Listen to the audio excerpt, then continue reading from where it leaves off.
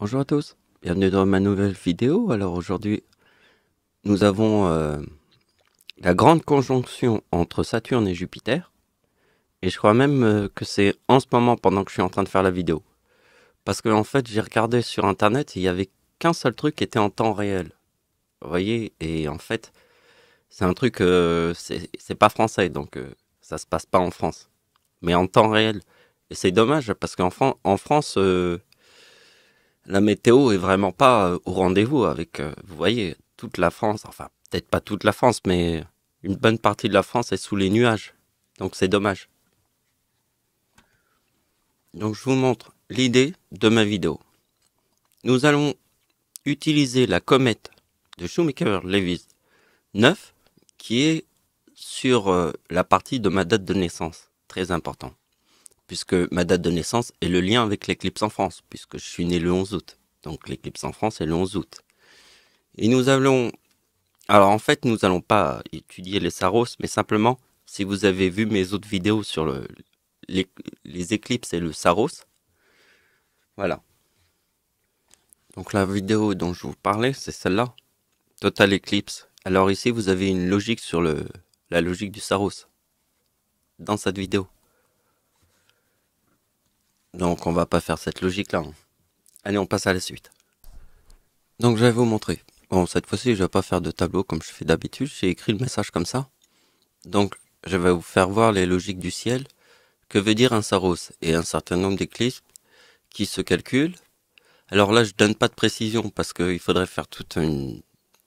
Donc, le plus important est la star de tous les Saros. La star, hein, c'est l'éclipse en France.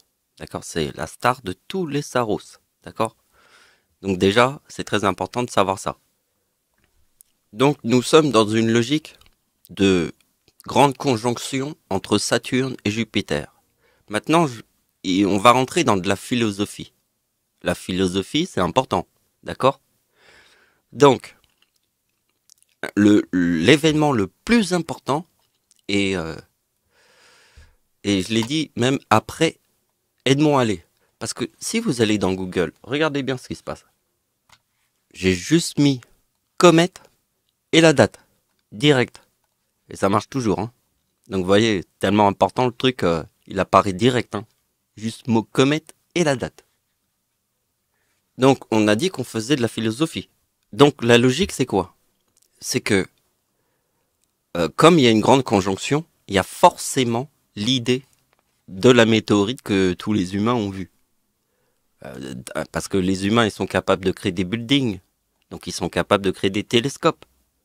Et le ciel le sait. Il sait tout le ciel, d'accord? Comme une justice. Bon, comme il sait tout, ben, quand il y a une grande conjonction, il y a forcément l'idée de la comète qui est rentrée dans Jupiter. C'est de la philosophie qu'on fait, d'accord?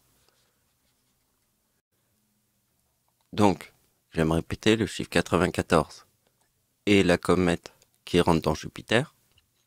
Donc forcément, regardez bien que ma date d'anniversaire, qui est la date de l'éclipse en France, on a en fait le 94 dans ma date de naissance, qui est sur l'année 1975. Mais regardez bien que la comète a... pas allé, hein, la comète Shoemaker-Levy 9, hein, je l'ai pas mis le 9. Ouais. Et voyez que là, il y a le 2013 qui est là aussi, la plus connue. Hein. La plus connue, si vous mettez... on va voir dans Google. Ouais, là, j'ai mis juste Russie et météorite. Voyez, pas plus. On a directement l'année 2013. Vous voyez, l'année 2013. Donc ça, c'est la météorite en Russie. Donc vous avez compris que le chiffre 13, il apparaît sur la date de la météorite qui rentre dans Jupiter. Donc c'est le chiffre 13 de l'année qui est très important. Donc je viens de descendre dans le tableau. Donc vous avez compris les chiffres 13 qu'on a vu avant. Maintenant on retrouve un autre chiffre 13. Et là c'est très important puisque c'est la date de naissance de mon arrière-grand-mère. Qui est ici le 92 de sa date de naissance. Qui est ici. Mais regardez bien que le chiffre 13 est la tempête en France. Parce que l'éclipse en France est ici. Vous voyez? Et la tempête en France de 1999, puisque l'éclipse du Saros, le plus important de tous les temps, est là. Donc la tempête en France de 1999 est aussi important que l'éclipse. Et donc, la date de la tempête en France de 1999, qui est l'éclipse en France, il y a le 2013 qui apparaît. Chiffre 13. Chiffre 13 qui est aussi dans la date de naissance d'Hitler, et le chiffre 13 est dans le mot apocalypse. D'accord? Donc c'est le mot le plus important qu'il faut écouter, parce qu'il est dans la date d'anniversaire de l'homme qui a tué le plus de gens sur Terre en 6 ans, Adolf Hitler. Adolf Hitler est né en 1889. Mais dans sa date de naissance, il y a le chiffre 13 calculé. Donc regardez bien, 2018, date de l'éclipse en France, plus le 53 de la grande conjonction. D'accord? Ici on a le 71. Et le 71, il est la date de l'éclipse en France, sur le mot lune, qui forme le 71. Très important. Parce que regardez bien, que c'est le 2013 plus ma date d'anniversaire en 2020, parce que ma date d'anniversaire en 2020, c'est la date de l'éclipse en France. Vous avez compris. Elle est ici, ma date d'anniversaire en 2020, avec le mot Dieu.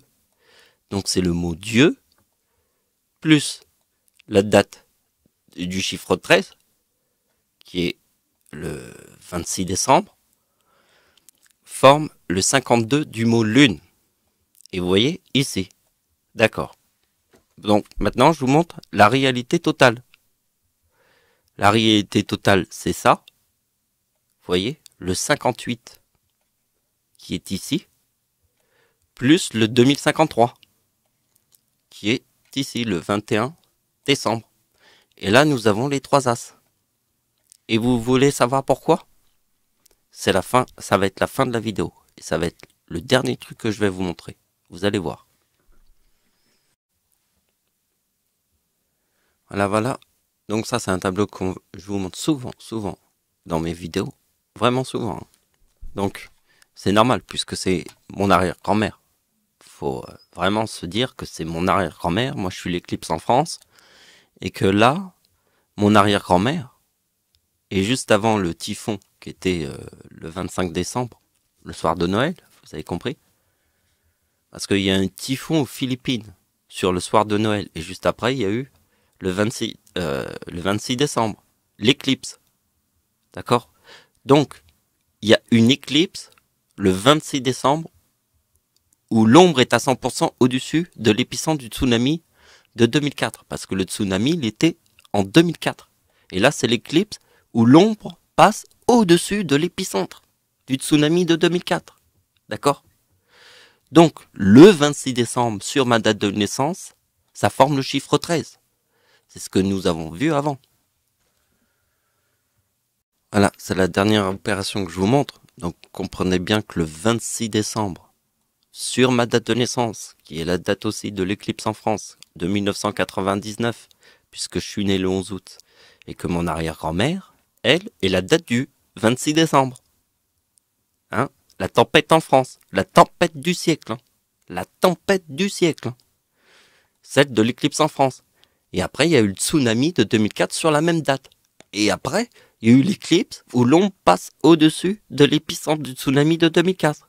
Et là, nous avons la grande conjonction entre Saturne et Jupiter. D'accord? Bon, tout est dit. Voilà, c'est la fin de la vidéo. Merci de m'avoir suivi, au revoir.